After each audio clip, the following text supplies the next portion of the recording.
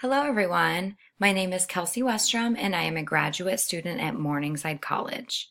I am also the K-4 special education teacher at Southeast Webster Grand Elementary. The title of my study is The Effects of Wobble Chairs when Building and Maintaining On-Task Behaviors Among Third Grade Students with ADHD. The problem is that third grade students with ADHD struggle to display on-task behaviors in the general education classroom. The use of alternative seating tools such as chair cushions and exercise balls have been found to improve problem-solving skills as well as help support the students' appropriate use of self-regulation. The wobble chairs allow students to move while still remaining seated for in-seat classwork. So I chose this topic because in the school year of 2016-2017, our school received a generous donation of 2 to 3 wobble chairs per general education classroom. And I was just curious as to the reliability behind these and the effects that they might have on our students' education. ADHD affects more than 5% of students worldwide, which averages approximately 1 child per classroom. The two most common symptoms include inattention and hyperactivity.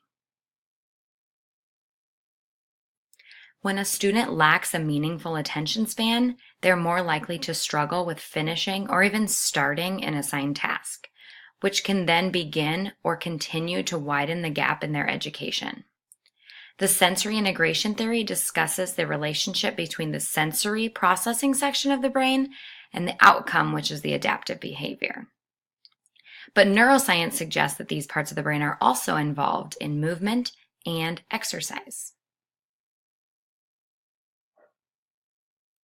The main idea behind alternative seating is the ability for students to be provided with the opportunity to move while still completing in-seat work.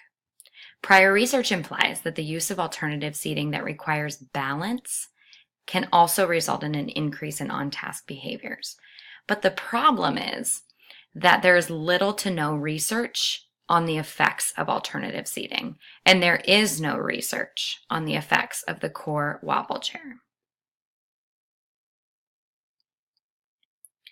So the purpose of my study was to determine if the use of wobble chairs can increase on-task behaviors among third grade students diagnosed with ADHD.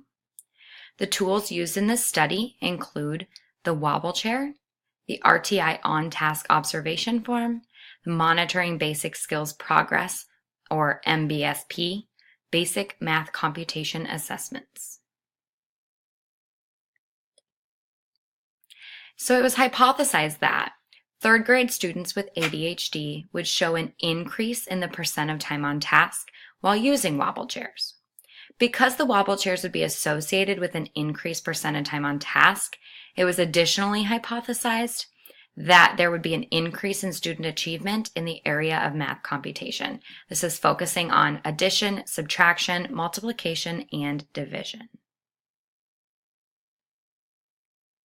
The independent variable in my study was the use of the wobble chair. The dependent variable was the percent of time on task and math achievement scores. I also used the AB research design to determine the impact of wobble chairs on task behaviors and math achievement. There were 6 third grade students with a medical diagnosis of ADHD that participated in this study, and there were no incentives provided to these students. One student had an IEP in the area of math, and there were varying SES and racial background, though predominantly white Caucasian. The materials used in this research include a 13-inch MacBook Pro laptop, the Everyday Math curriculum, the RTI on-task observation form, as well as the Monitoring Basic Skills Progress math computation assessments. In phase 1, I entered the third grade classroom 2 times each week for a total of 4 weeks, and I used the on-task observation form to observe and record the behaviors of each of the 6 participants every 30 seconds for a total of 30 minutes. This provided an average percent of time on task for each of the participants. So during phase 1, the participants were required to use regular classroom chairs, and they were given one third grade math computation probe each week with 5 minutes to complete it for a total of 4 weeks. I included this example of the on-task observation form, which can be completed in Excel. This form allows the observer to record the exact behavior that is happening at that 30-second interval. If it is an on-task behavior, the observer records a T in the student column. If it is an off-task behavior, the observer is looking at whether it's motor off-task, passive off-task, or verbally off-task, and they write that corresponding letter in the exact same column as before. There's also the column for notes and comments so that you can look at the exact behavior that might have been happening at that time if you ever need to look back at this form. With it being in Excel, it also calculates the percent of time on task for the student versus the peer that you might be observing versus the total class average. It also looks at the percent of time they're displaying motor off task, verbally off task, and passive off task behaviors. I also included the MBSP math computation assessment. This is an example of one of the assessments they would have been given. They received this paper and they were given 5 minutes to complete this. And then I scored the assessments to determine the total percentage correct out of the total of 25 problems. Like in phase 1, in phase 2, I entered the same third grade classroom and I entered the same classroom 2 times each week for 30 minutes. And this was a total of 4 weeks. And I took the same observation information, except during phase 2, the students were required to use wobble chairs.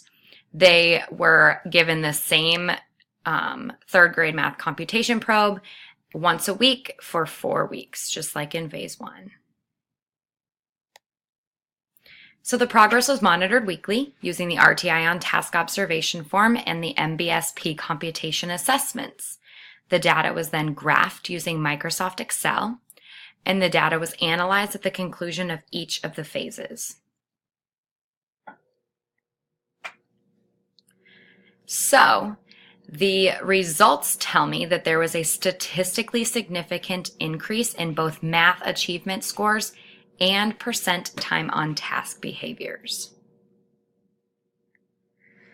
So as you can see in the table, during phase 1, without the wobble chairs, the students were on task an average of 67.67% of the time and scored an average of 31.33% accuracy on the math computation assessments.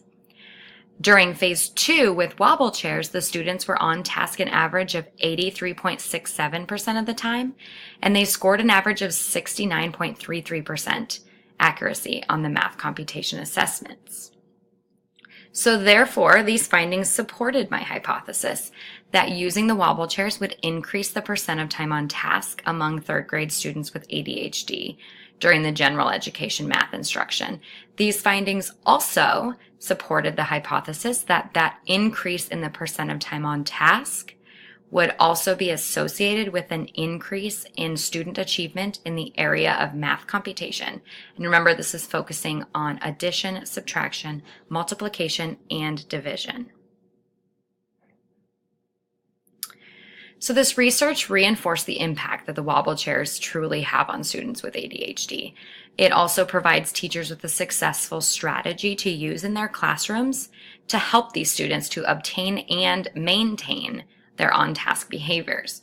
The study, as well as studies completed by Boston and Umida and Dietz, show significant advantages to students using alternative seating that provides the opportunity to move while remaining seated, as well as requires the student to use balance to remain upright. These advantages include a significant increase in on-task behaviors, as well as work completion and student achievement.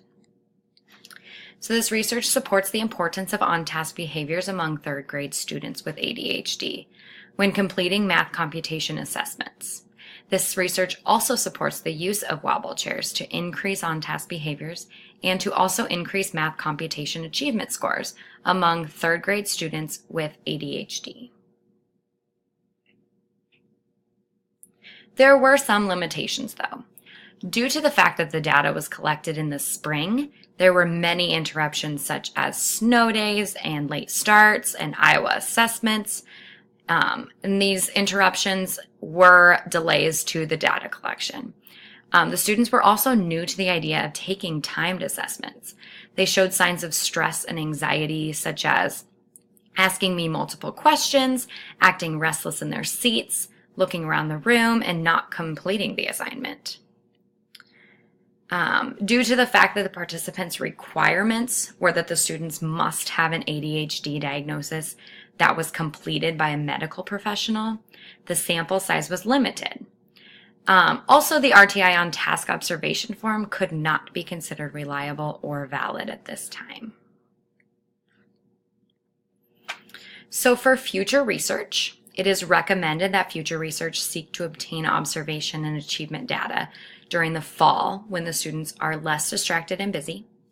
The students should also be provided with that experience of taking timed tests prior to the study to hopefully decrease that stress and anxiety. And the future research should include different grade levels to gain that more accurate data for the effect of Wobble chairs among a broader age range of students with ADHD. And as well, for best results, future research should look into using an on-task data collection form that is proven to be valid and reliable. I want to thank you for taking the time to listen to my presentation. The next 2 slides include references that were used within this presentation, and I urge you to check out these resources if you have any more information.